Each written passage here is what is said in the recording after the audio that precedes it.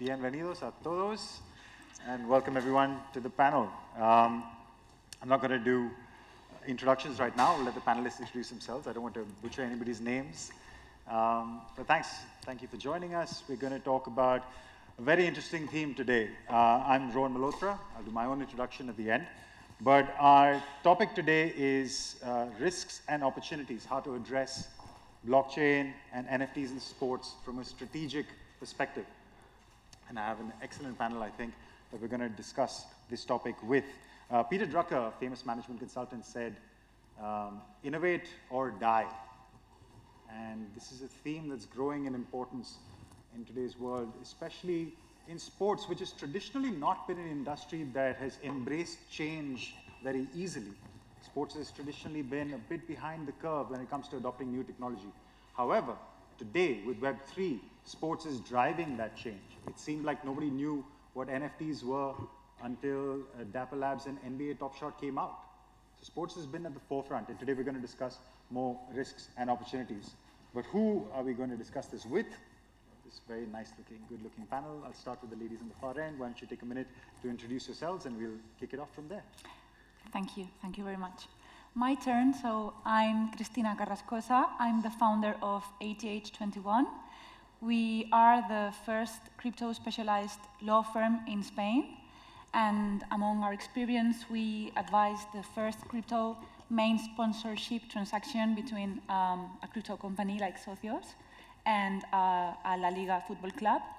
We led the first regulated initial token offering in Spain too, hand-to-hand with the regulators. And something that is very special about us is that our clients find a global answer to their projects and their problems because we cover all the areas of practice. I'm a tax lawyer. That was my specialty. Now, of course, I'm a Web3 freak, and that has also some of the people in the audience, I think, know me a little bit and know I'm a freak. And this is actually what we are doing. And we are also advising many football clubs in La Liga, and this is why I'm here. Fantastic. Thank you, Christina. Also, to clarify, it's ATH21, yeah. not ATH21. Yeah? Yeah, Make sure you get that right. Yes? Hello, thank you. Thank you very much. I'm Reyes Belver. I'm a sports lawyer and focus on football law. I'm founder of Belver Sports Legal Boutique based in Madrid, and I focus on advising players, women and men, and also football clubs and defense players before CAS, core arbitration for sports, and also advising contracts. And I'm an external consultant for FIFA Professional, the football department. And my experience close to this ecosystem is from my part of a football lawyer, trying to give in this advice to my clients, players, most of them, the players, about investment in this kind of startups, so this metaverse, Web3, and the things that we are going to talk. So I'm not a tech lawyer, I'm a football expert, so I have a lot of concerns and questions, and I would like to point out some risks also. And well, I'm very happy to be here with all the experts and colleagues. Thank you. And those risks are important. Also, we should point out that Reyes is not very happy about being on this stage. Because as from her colors, you can tell, she supports the other team. The most important thing of my life is that I'm a Real Betis Balompié fan. I'm a very, very football fan. And my team is Betis, and I'm here in the Sevilla Football Club stage. So for me, it's the first risk that I'm living today. But, well, this is for later for a coffee. See, as we're trying not to destroy the stage completely before we leave. Joanne. Yeah, hello, good morning, everyone. My name is Jörn. I work for FIFA in a department that's called Audit, Risk and Advisory. And as the name suggests, we deal with risk management for FIFA. So I'm mainly in charge of risk management. I help FIFA implement their first risk management framework. And as you can guess, we have a lot of risks at FIFA as a body in charge of organizing multinational events, tournaments all around the world. So we have a huge risk exposure, and it's important to manage these risks, of course. Then we also provide advisory services to divisions across FIFA on strategic topics. So one of our recent projects is connected to fan engagement. So improving fan engagement across our tournaments from an analog and a digital perspective. And we also work together with a team that's responsible for FIFA Plus, our digital platform that launched recently. And apart from that, I'm also a researcher at the German Sports University in Cologne, where I research the risks and opportunities that metaverses and other Web3 applications provide for sports organizations. Fantastic, thanks, Ryan. And last but not least. Thank you. Nicholas Marullo. So I'm in trouble, 2 lawyers and a risk management person here. 20 years ago, I was a lawyer in mergers and acquisition, but I then turned bad. I'm president and CEO of a company called Cinco. Our journey with the Web3 and Metaverse started 3 years before the Olympics in Tokyo, where we started thinking about ideas, how to bring people together for the Tokyo Olympics. And everybody knows what happened to the Tokyo Olympics, but we repurposed all the work that we did in Metaverse and the beginning of blockchain technology, and we launched a platform called X-Space. Now, the journey continues over the last couple of months, where it's been completely crazy. Now we're advising with some of the sponsors of the Paris Olympic on how to, what to do in Web3 and the Metaverse. Very cool. So quite a few lawyers then. Get more popping up the stage, yeah. I think I'm in trouble.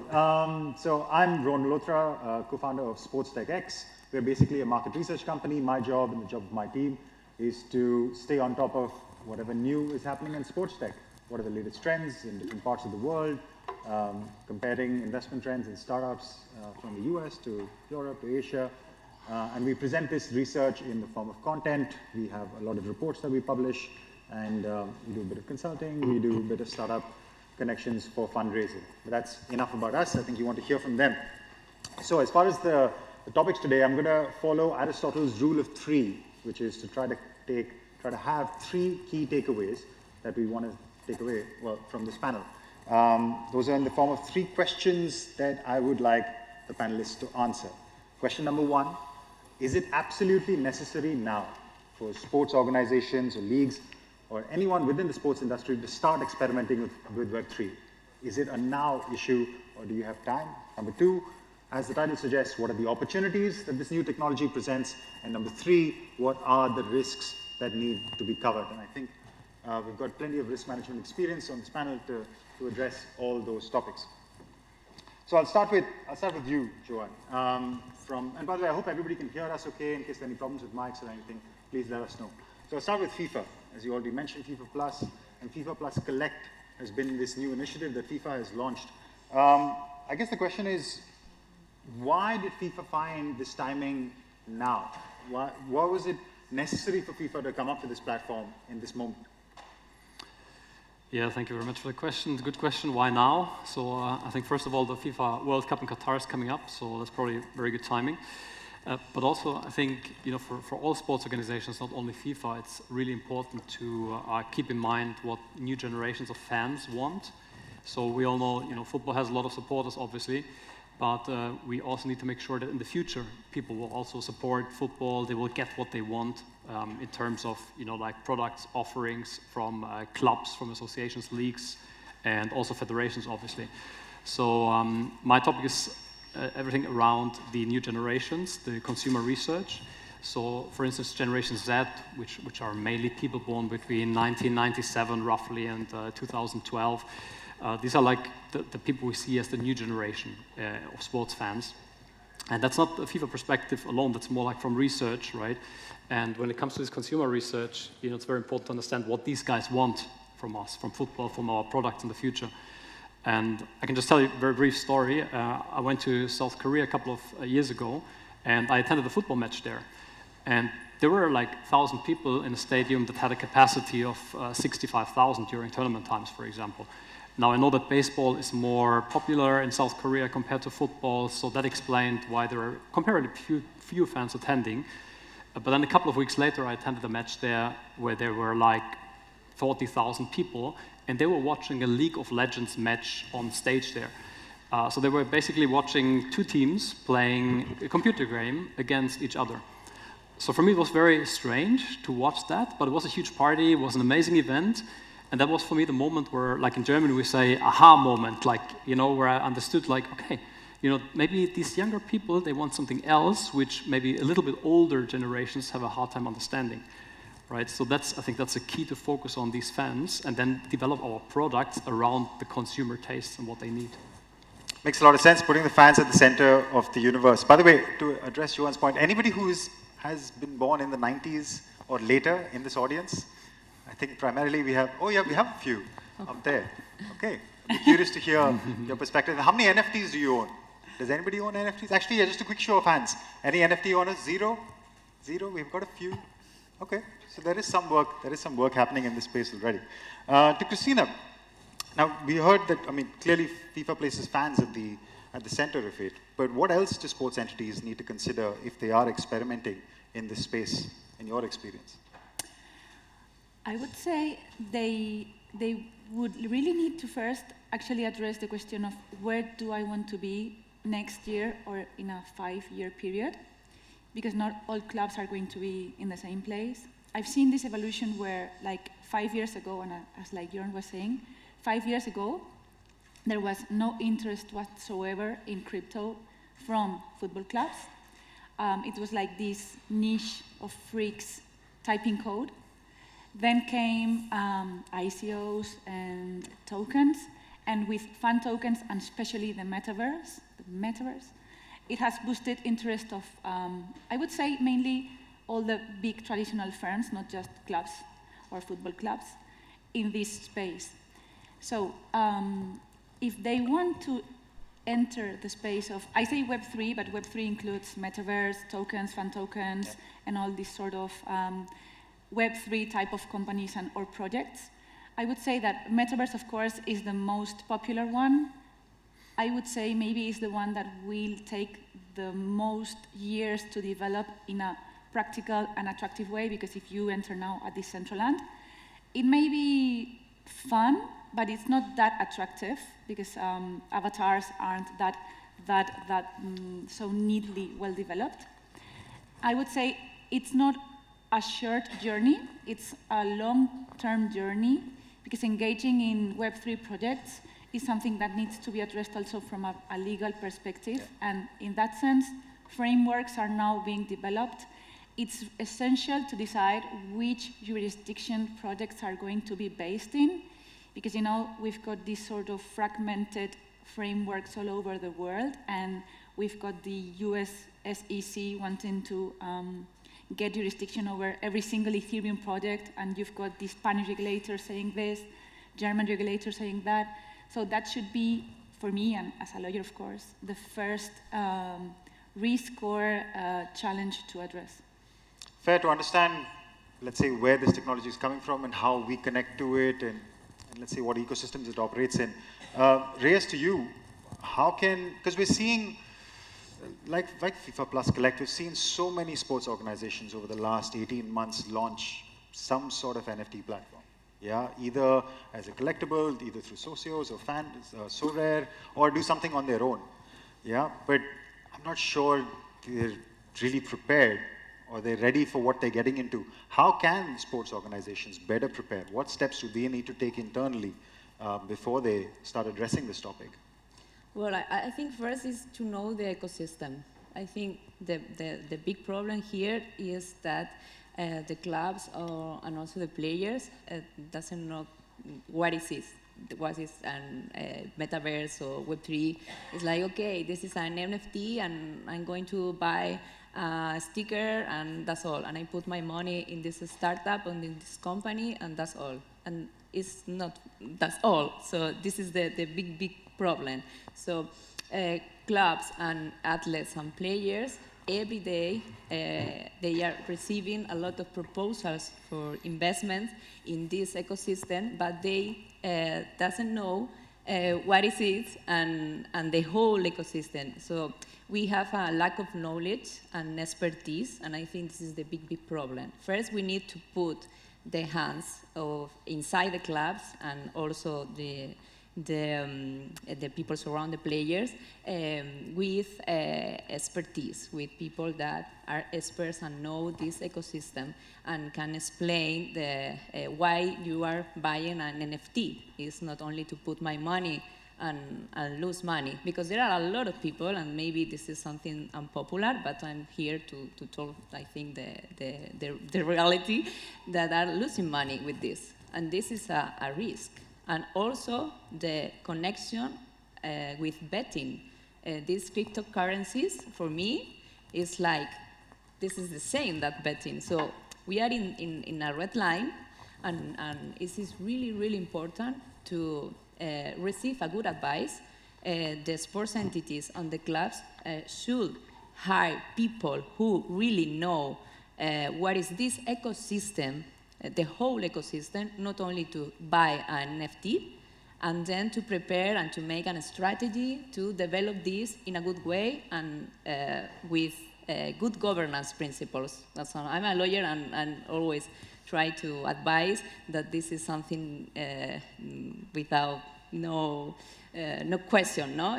It's something that you need to receive this advice. So a lot of concern, there are a lot of good points, but I know that my colleagues that are working inside, they know really well, and I think the main issue is to have the right people and to have knowledge and expertise in this ecosystem. Yeah, fair point. I mean, finding the right partners to work with, especially in a fast-changing environment. I'll give you one example. Dapper Labs, of course, is under scrutiny by the SEC right now, because the consideration is that the Dapper Labs, the NBA Top Shot NFTs are actually securities. And that's come under a lot of scrutiny. So, I mean, there's no legislation been passed yet. But if they come under securities, are considered securities, what does that mean for the NBA? And do they need to be a registered financial institution? Like things like that. And for you to be prepared for all these eventualities is really important. Nicholas, with you, I mean, we've talked about fans being at the center of the experience and why this is important. We've talked about preparedness. But for anybody who's maybe not convinced about, let's say, experimenting in Web3 as a service provider, what would you say about why they should start? Innovate or die.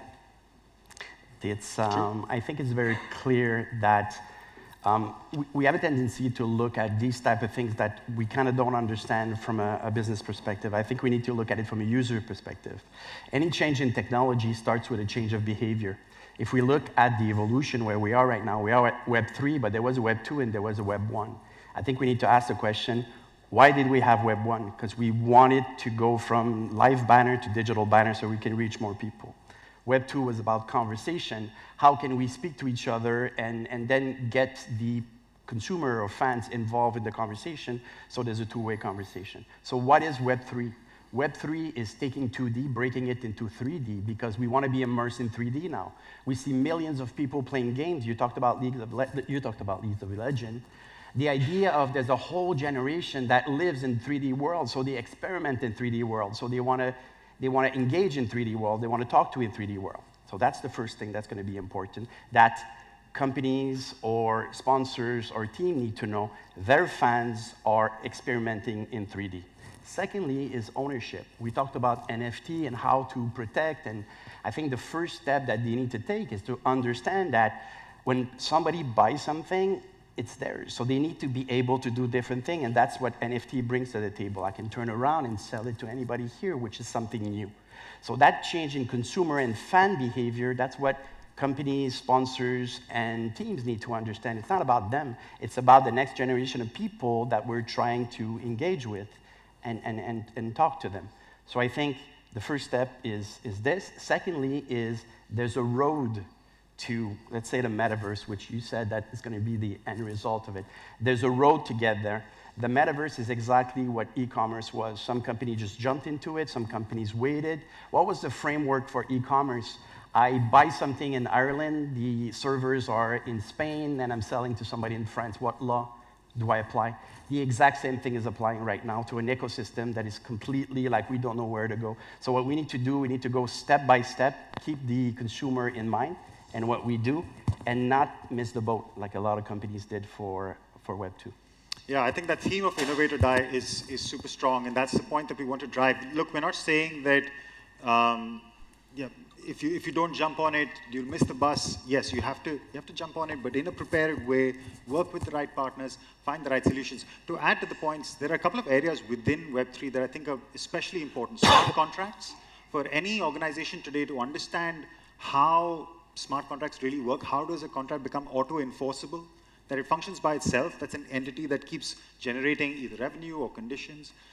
Digital wallets, which have become the center of the fan experience. How do you interact with that? How do I integrate digital wallets on my website? NFTs are the first step, but what else can we do? Different forms of interaction. Discord has become the place for this entire community to exist. What is happening there? Right, so these are just some examples of ways that sports entities can start experimenting. You don't have to launch FIFA Plus Collect tomorrow. It takes time to get there, but at least start experimenting. Can I add to your point? Of course. I think what's really important to understand is that if I ask anybody here, what is the internet? I'm going to have different answer. Everybody will have this answer. If I go back to the birth of the internet, and I would ask somebody that knew about the internet, it would be like a network of computers talking together. I think we're at the same stage here, where we talk about blockchain, NFT, DAO, and things like that. Those are complicated. We go to technical stuff. The conversation in a couple of years would be, what does it do? If I click on a website, it appears.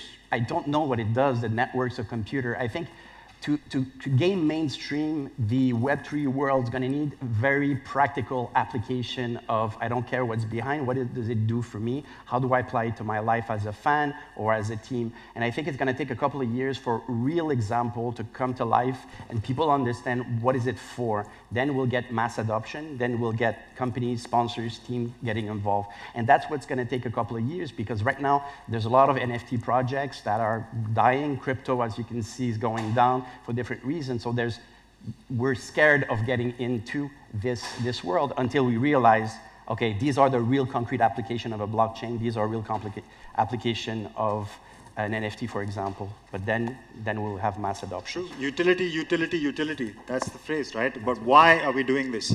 Let's speak about why we're doing this. Let's speak about the opportunities. Reyes, maybe I'll start with you.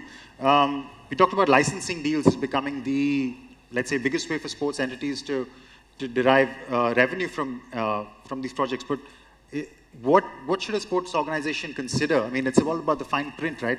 What rights am I giving and what rights am I controlling? Is that a big area of opportunity for sports entities?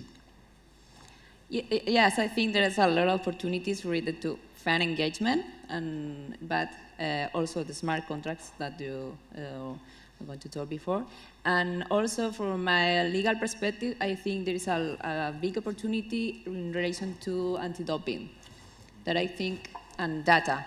It's an opportunity, also it's a risk because it's something close to data privacy, the legal issues, that maybe for another session. But it's really important to create something for the athletes close to this data and this all the medical reports to control this and to have this transparency and protection, and maybe blockchain is something that could give us this from the sports entities and clubs. So this is a big opportunity, but we need to explore, as I said before, with the right people and with expertise and knowledge and with a strategy, not something that, okay, now this is fancy now, I put an NFT and I buy and I lose money. No, please. So I think we need to think deeply and try to find these good opportunities. And for example, for me, the anti-doping could be something important. I think that's a great example because that's truly leveraging some of the best aspects of Web3 technology. This data is immutable. It means it cannot be erased. It is permanent. So it's always there and always accessible by anyone. It's democratically available. So when it applied to something like doping, it's transparency. That's what we're trying to achieve. Christina, staying with you. So, I mean, I'm sure these guys will talk a lot about revenue and fans and things like that. And anti-doping is a great one. But what else can you see this technology or different ways that it can be applied? Whether it's, I don't know, in your experience at ATH 21, what have you seen about different ways it can be done? I'm just going to speak a little bit about revenues, but I'll leave you the growth for you guys. I've got like 19 years of experience in crypto as a lawyer. I've been practicing for free, now I'm not practicing for free, and I've seen a lot of opinions about how to approach the technology. As for football clubs, I think there are like two different perspectives. Those clubs that actually take the option of fast and easy money, and we've seen perfect examples of this, and those clubs that actually take very seriously Web3 as a new revenue channel and design long-lasting projects. And in this sense, we've been working, for example, not only with fan tokens, but also with football clubs that are using not NFTs, but like real metaverse places where fans that aren't located in stadiums can have their experience, immersive experiences.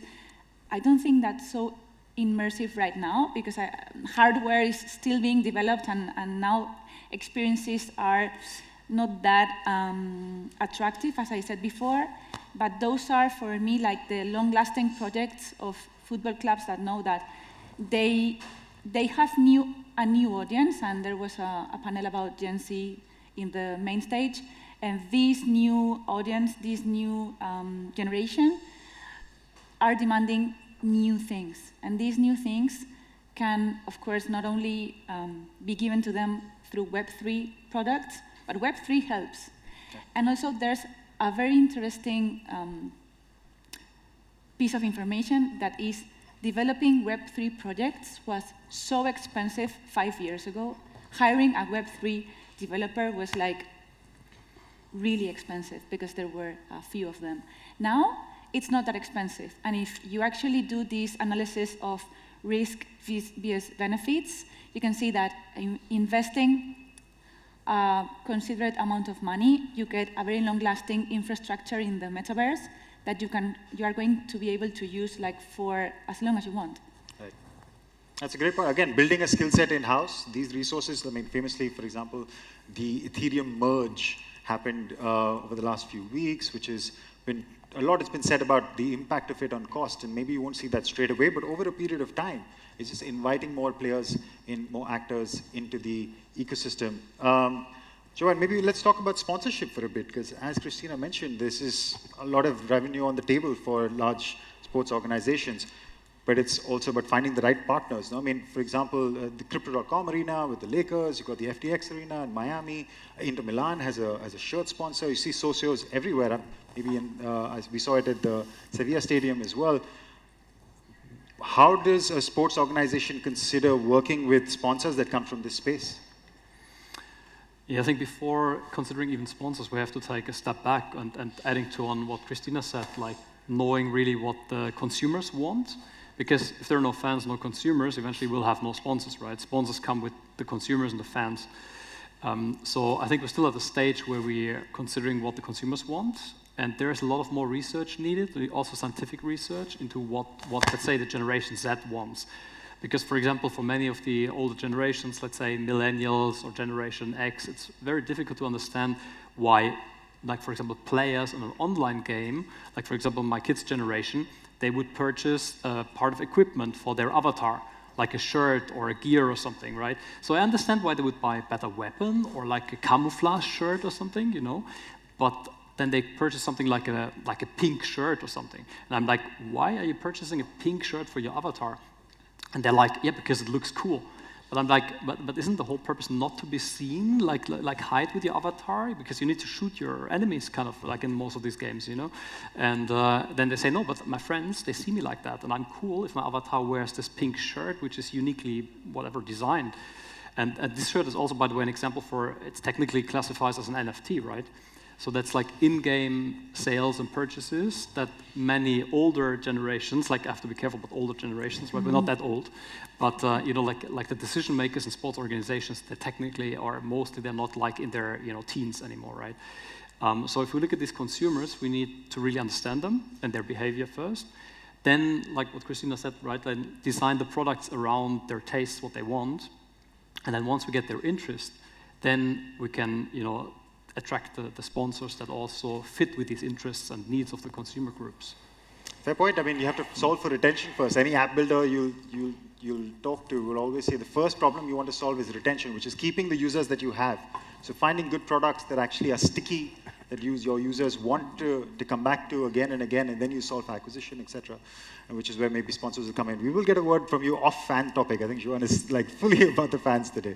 But Nicholas, coming to you, I mean, we've talked about a few. I'm sure you have a lot more in terms of opportunities that you think are available in this space. Yeah, first I want to talk about what just been said here. I think it's the value we give to things is changing.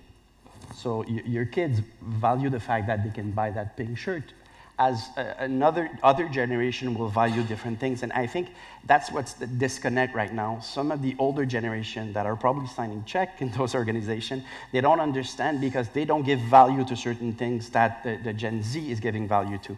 If I give you a concrete example in NFT. So if I tell you that I have a JPEG of a tennis racket and I tell you it's $10,000, anybody would buy it? Probably not. People will look like it's not worth anything, that tennis racket as an NFT. You were talking about smart contract. What if that racket allows me to go to all the tennis events in the world with the plane included and training with Federer? Now that he's retiring, he has time to do that. So basically, and I need to redeem it in 2 years. So the first year I go around the world and I enjoy what my NFT brings, and then the second year I'm done because I already did it, and then I go on secondary market like OpenSea and I sell it, and there's somebody in Saudi Arabia that buys it for his kid for $100,000.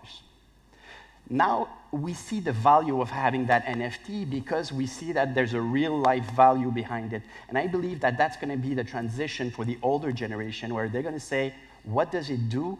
What value do I get from this? The younger generation will have, this is the value of me in the world of the avatar wearing Gucci shoes because I wear Gucci shoes, but why do we wear Gucci shoes in real life?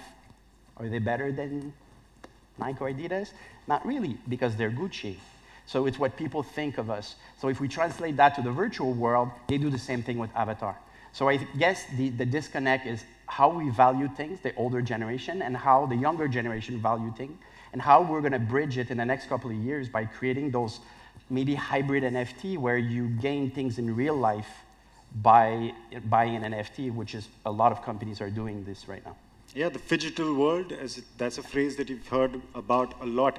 I'll give you a couple of examples also of some interesting work that we've seen in the space, talking about finding the right partners. Nike, right at the start, let's say about over a year ago, bought a company called Artifact, RTFKT. Which basically produces digital merchandise, exactly like this. You buy an NFT of a digital shoe, and you get a physical shoe, and there are a whole bunch of interesting things that can happen. Why?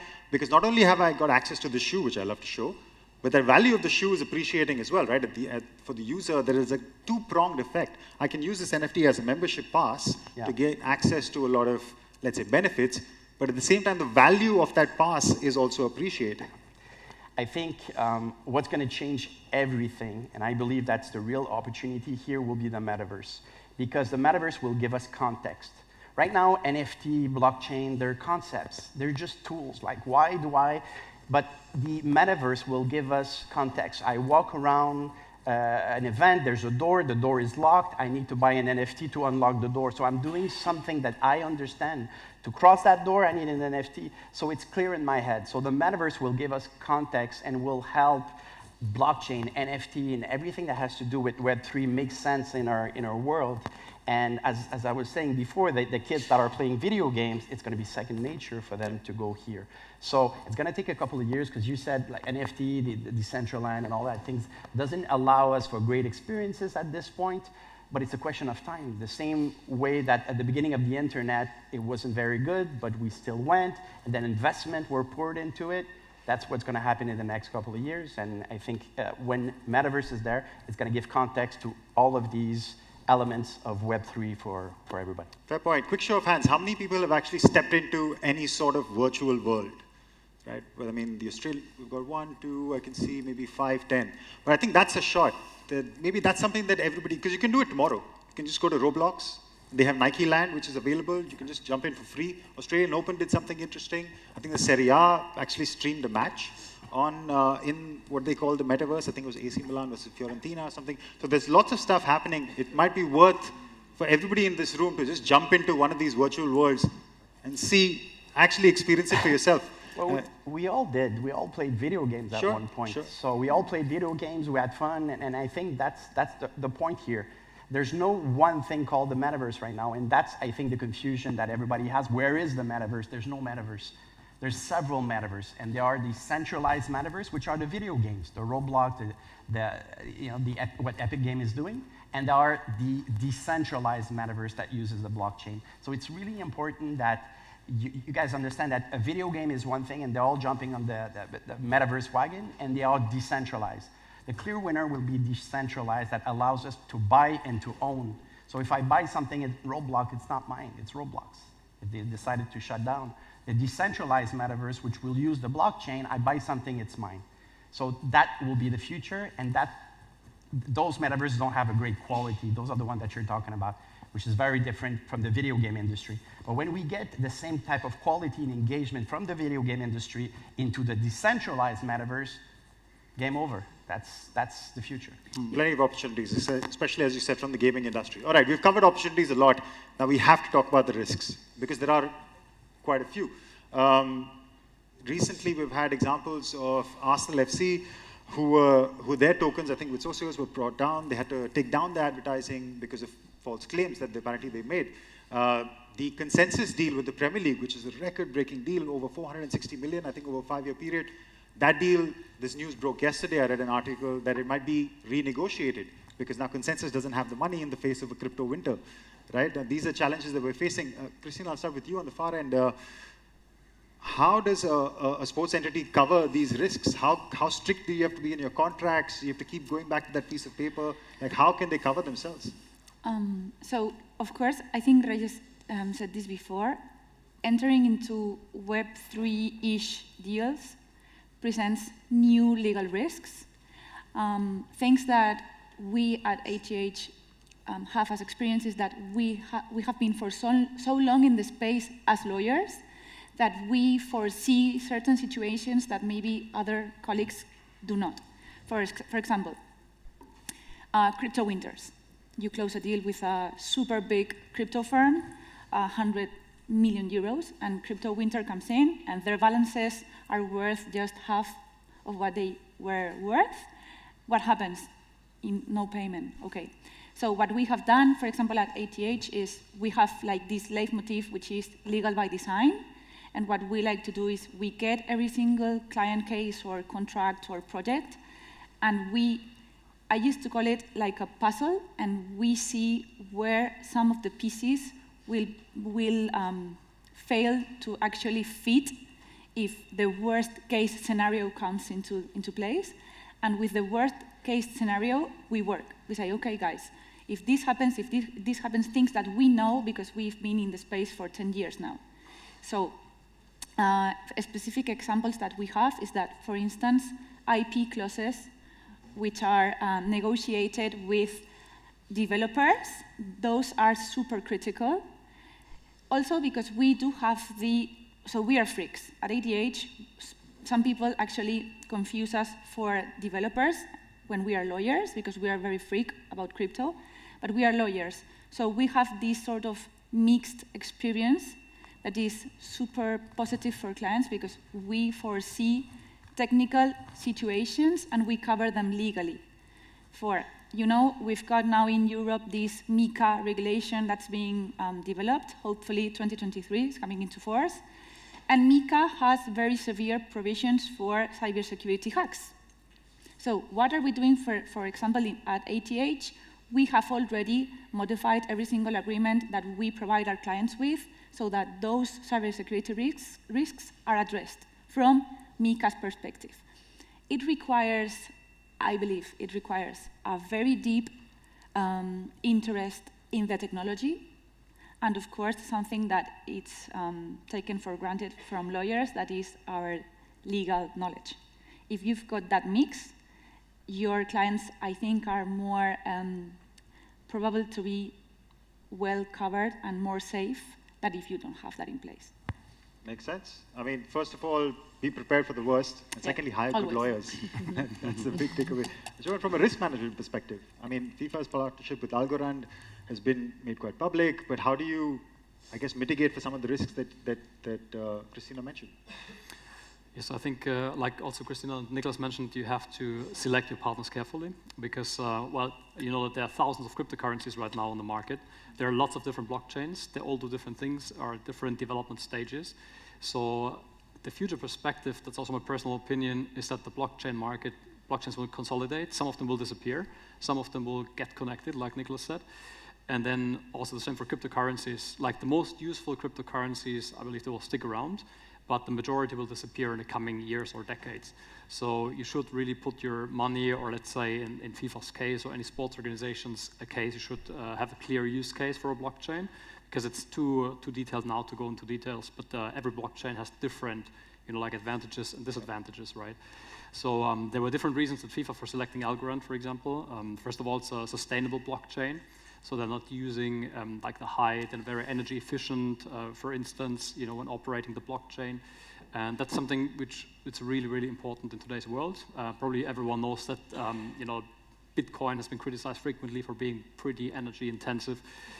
So that's one key thing, selecting the right partners. And then you mitigate the risks early on. And then, of course, you know, when it comes to the entire revenue, that's the opportunity side, but it could also backfire. In many sports organizations, they don't have, like, especially football clubs around the world, they don't really have a sustainable finance model, so they're in pretty bad shape. You know, for example, like almost half of our member associations at FIFA, we have 211 member associations. Almost half of them didn't report any income from player transfers. That was back in 2018. So we have a couple of reports on that. We don't have aggregated finances of all the clubs and federations. But the model that many clubs around the world have is not really sustainable in the long run. Many are dependent on their owners, for example. So having a look at these opportunities while mitigating the risks, selecting the right partners, you know, putting the right technology in place, and again, getting back to offering what consumers want, will put them in a much better position in the future to enhance their financial situation. Makes sense. Reyes, for you, first of all, anything to add to the risks already mentioned, but also if you can address, I mean, Christina mentioned, and I'm sure you'll echo the same, that hire the right lawyers, make sure you're working with the right people who understand the industry. But what can entities do themselves?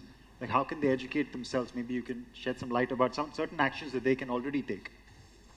Well, from the entities, I think there is maybe a problem that is in connection with this technology could be expensive.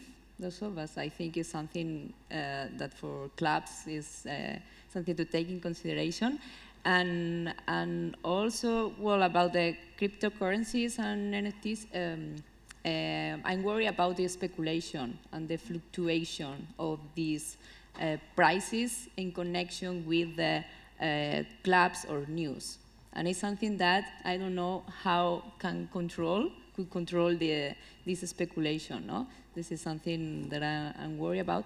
And also that I said before, the connection with betting, no? This kind of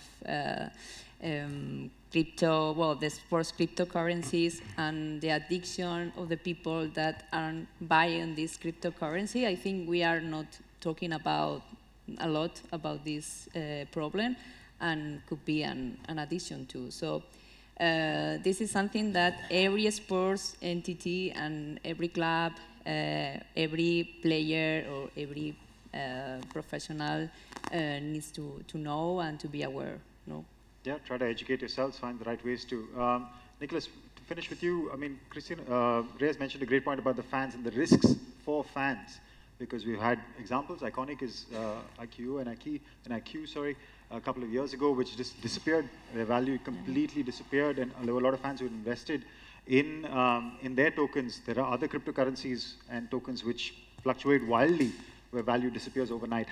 What can sports entities do to try to protect those fans, or how does a fan try to protect themselves? It is a complicated question, and I think there's a parallel to be made to what we lived during the e-commerce phase at the beginning of this.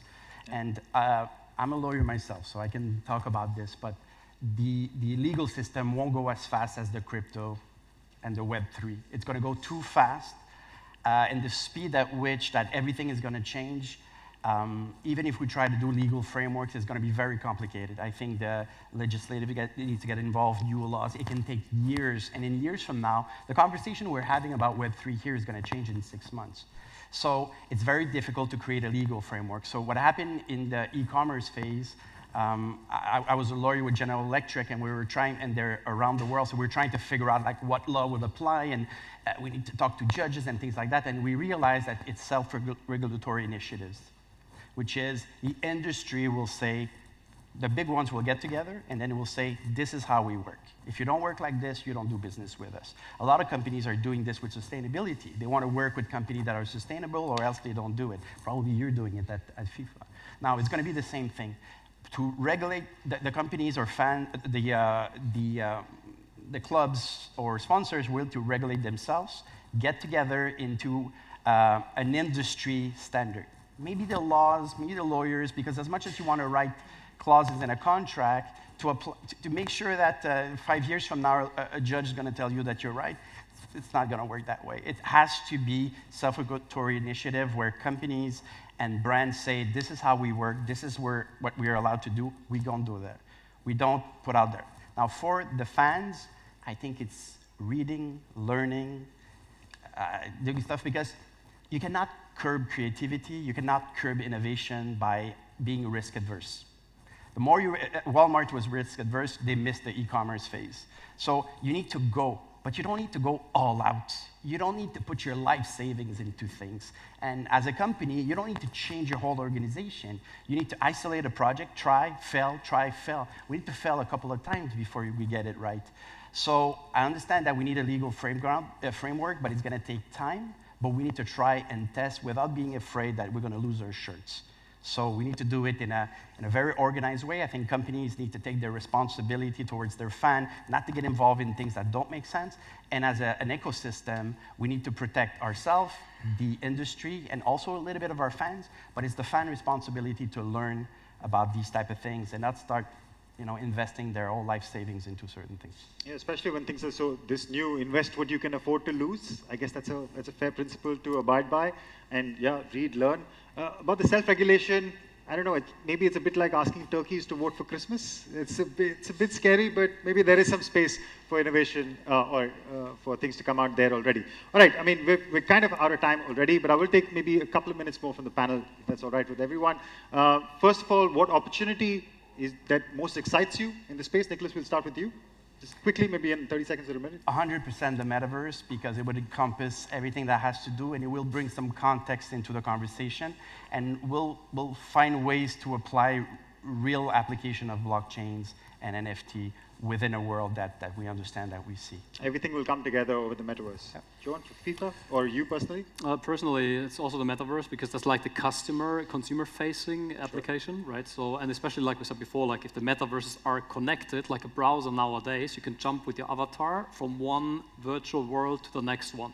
That excites me most, because that means you can take your NFTs, you can take your avatar, and you're not confined anymore to isolated worlds, right? So that's the most exciting for me and a place to watch in the future. And I think the digital wallet could become that hub, which is your basically collection of, it's like a Google password collector, has everything in one place, and your wallet connects you to different worlds, which maybe would be interoperable themselves. Reyes, a more opportunity that most excites you? Well, I'm excited to know more about everything, the whole Web3, because I think everything is new, is exciting, and the metaverse, of course, is really, really important.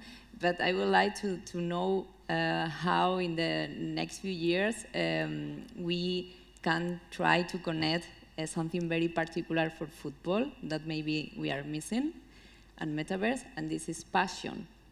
Because I think inside the metaverse, we don't have passion.